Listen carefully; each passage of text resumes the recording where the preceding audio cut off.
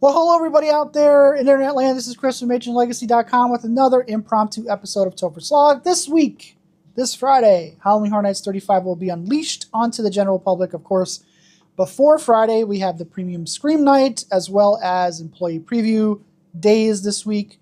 But for all intents and purposes, Halloween Horror Nights 35 starts this Friday. So naturally, let's talk about Korn. Scrolling through my social media feeds this week, I saw a lot of people talk about Korn, specifically because of the Fort Nightmare scare zone. So why do fans of the event get really nervous when Halloween Horror Nights has Korn or representations of Korn at the event? Well, in order to delve into this mystery, we have to go back to the year 2004, the year that I officially moved to Orlando. My family is originally from New York. We moved to South Florida in 1996, and in 2004, I moved to Orlando from my second college, roughly about 2 weeks before the arrival of Hurricane Charlie. Now, 2004 was a particularly bad year for Florida in terms of hurricanes. There were a lot of hurricanes that crisscrossed the state that year. I'm pretty sure Hurricane Ivan was that year as well, which hit the Panhandle. There were a lot of hurricanes that year, but Charlie hit Central Florida, was a burden on Central Florida. Now, what does this have to do with Halloween Horror Nights?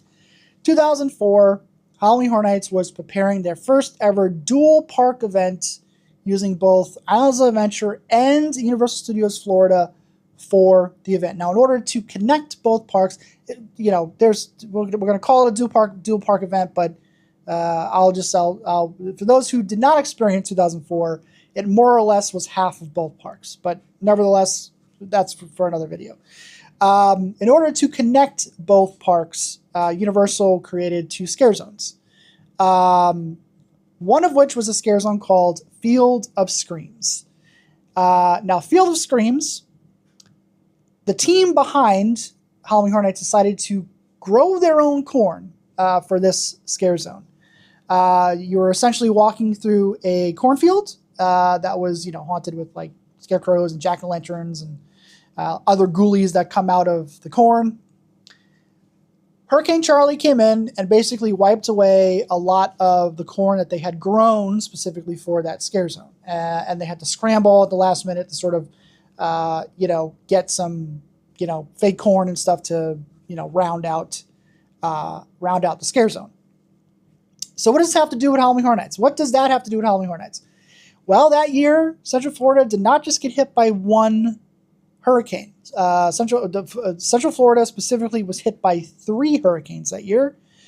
Charlie, Francis, and Jean all took sites on the Central Florida area of the state. Charlie, of course, was the first, then you had Francis, then you had Jean. Francis and Jean were more, the center part of the storm didn't really come over the center part of the state. Francis might have come really close, but I think Jean was more coastal, east coast of Florida. I think Francis came close. I think Francis was compared to Charlie, because Charlie came right through the center of the state. Like the center part of Charlie came right up I-4 from the western part of Florida and just barreled over us. And I think Francis might have come close. I think the center came close, but it was more along the coastal areas of Florida. So ever since 2004, it has become a superstition that when Halloween Horror Nights has corn, there's a hurricane or some kind of a storm that impacts the event. Now, is this true? Well, when you're talking about urban legends and stuff like that, everything is anecdotal. But there are examples of Universal using corn at the event, which then harbingers a hurricane that either cancels the event for a couple of days and or threatens to cancel the event. It has happened in the past.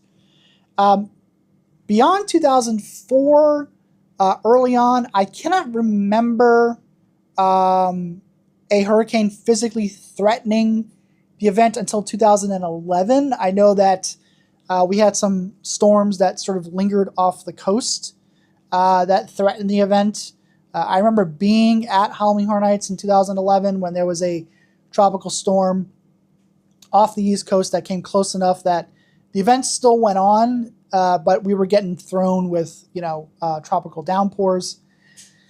Probably the best example of this is going to be 2017. Now, 2017 had a little house called Scarecrow of the Reaping. And Scarecrow of the Reaping, of course, had corn. And I will never forget the lead up to the event where people were very afraid that Scarecrow of the Reaping was going to bring in a hurricane. And guess what? 2017 saw Hurricane Irma come in and, was another particularly bad storm for Central Florida. And of course, Halloween Horror Nights was affected.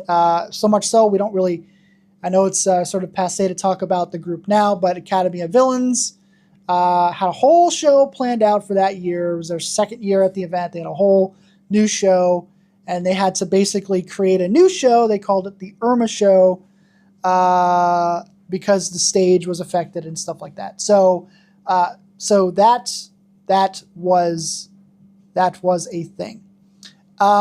We've had post 2017. We had some other storms that were either threatening or came close enough that the event had to cancel or postpone days. Hurricane Matthew, which was at 2018, 2019, which was that devastating storm that sat over the Bahamas for days and just sat there, the gigantic Category 5 storm. That affected the event that year. But probably the next biggest corn factor would be 2022. We had Scarecrow Cursed Soil over there in Central Park, as well as Sweet Revenge in New York, which had... Now, here's where the debate comes in, right? So, post 2004, I don't recall them actually physically growing corn or using real corn for houses. They probably, mix in real corn with fake corn. But they have those, whatever those plants are, I don't know what they're called, but they use these stalky looking plants to sort of represent corn. And that's currently what's actually over in Fort Nightmares. And in 2022, they also used the same thing for Sweet Revenge and also for Scarecrow Cursed Soil. I don't think that it's real corn. I don't know what the plant is called, but there is a plant that they use that is meant to represent corn. And in 2022, they had not one but two areas that used that plant. And then we had Ian and Nicole came through Central Florida. Of course, Ian was a particularly bad storm for Central Florida. And in terms of Halloween Horror Nights, basically knocked out Ghoulish, the Lagoon show that they were going to have that year, which ran for the first couple weeks, and then Ian came through and basically damaged the Lagoon show mechanics, and the show never returned that year. And then subsequently, after the event, is when they sort of did their retrofit revamp, and now we have the new Cine Sensational thing with the drones and stuff like that. So one can say that maybe Hurricane Ian did them a favor because they were going to revamp the Lagoon show anyway. But yeah, so I am sure that if you go back and you look at some of what Halloween Horror Nights has done post 2004, there are examples of hurricanes or storms that have threatened the event because of corn or the representation of corn. Once again, it doesn't have to be real corn. It can be just the implication of, hey, this place has corn. And, for something like Scarecrow the Reaping or Scarecrow Cursed Soil or what they did over there in Sweet Revenge, I'm pretty sure 2016 also had a storm. I could be wrong. I could be mixing up 2016, 2017. Whatever the year was that Survive or Die was that 2017? Was that the same year? That was also affected by a hurricane. Let me do a quick. This is live, folks. Let me do a quick search for 2017. So 2017 had Survive or Die, or whatever year had Survive or Die.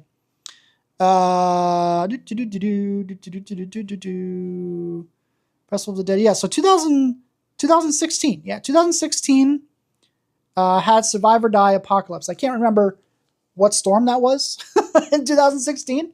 But Survive or Die Apocalypse had these tunnels that were connected through where Gramercy Park is and stuff like that. And a storm came through. I don't think we got a direct hit that year. I think it was one of those glancing blows. And they took the tunnels down, and the tunnels never came back. I think they thought the tunnels were a bad idea, and they never brought the tunnels back that year. But that's another example. So that was the year before 2016. Can't remember what storm that was. But yeah. So what was the? Let's see. Let's do another. What was there?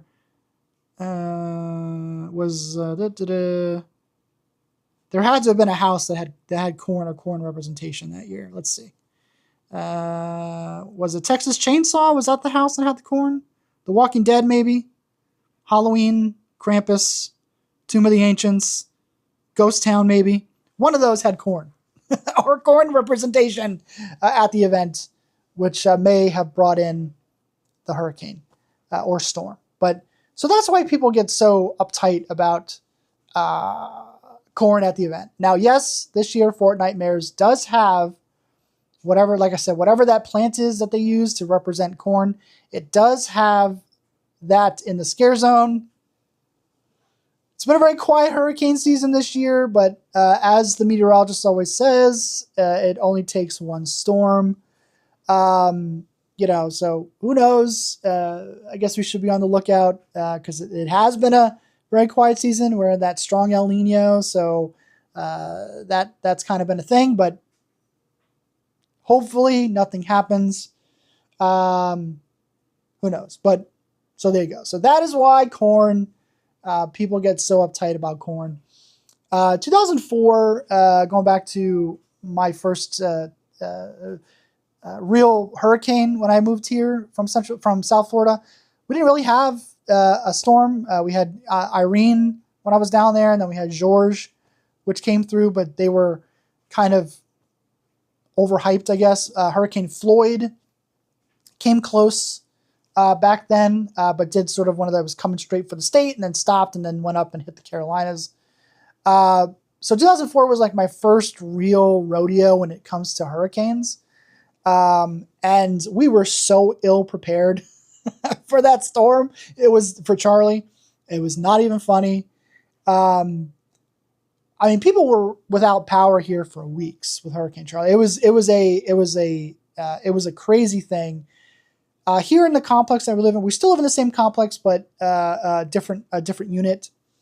I guess back then, I don't know if it's still the case, but back then, the part of the complex that we were on, I guess, was on a different grid than the other part of the complex. So the next morning after Charlie, when it sort of passed through, we went out to try to, find some supplies that we could and just sort of look at all the damage and stuff like that. And which I don't recommend doing.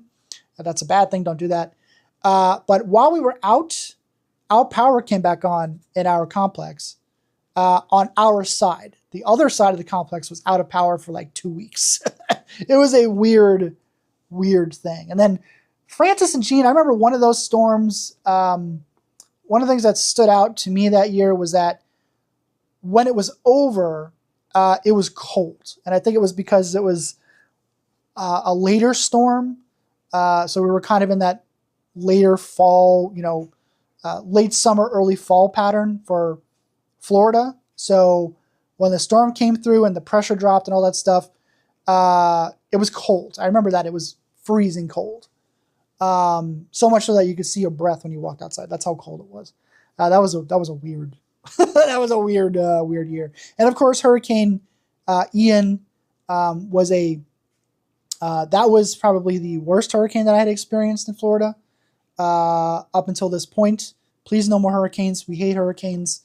My anxiety goes through the roof with hurricanes. Please do not give us hurricanes. It is what it is. But that, my friends, is why people get so uptight when it comes to corn being at the event. I think a lot of people forget that in 2004, it wasn't just Charlie. We had 3 hurricanes that came through Central Florida area that year, not just one. Charlie was I guess you could say was the worst one. And it was also the one that was the most direct hit on Central Florida, the one that came right over Central Florida. The eye passed over Central Florida. So there's that. So who knows? We'll see. But anyway, Halloween Horror Nights 35 starts this week. Yes, it does. Probably won't get out to the parks this week. I am a little busy. There is a chance I get out there on Thursday, but I don't know. I'm very busy this week. We'll see. But that's going to do it for me today, guys. As usual, thanks for watching.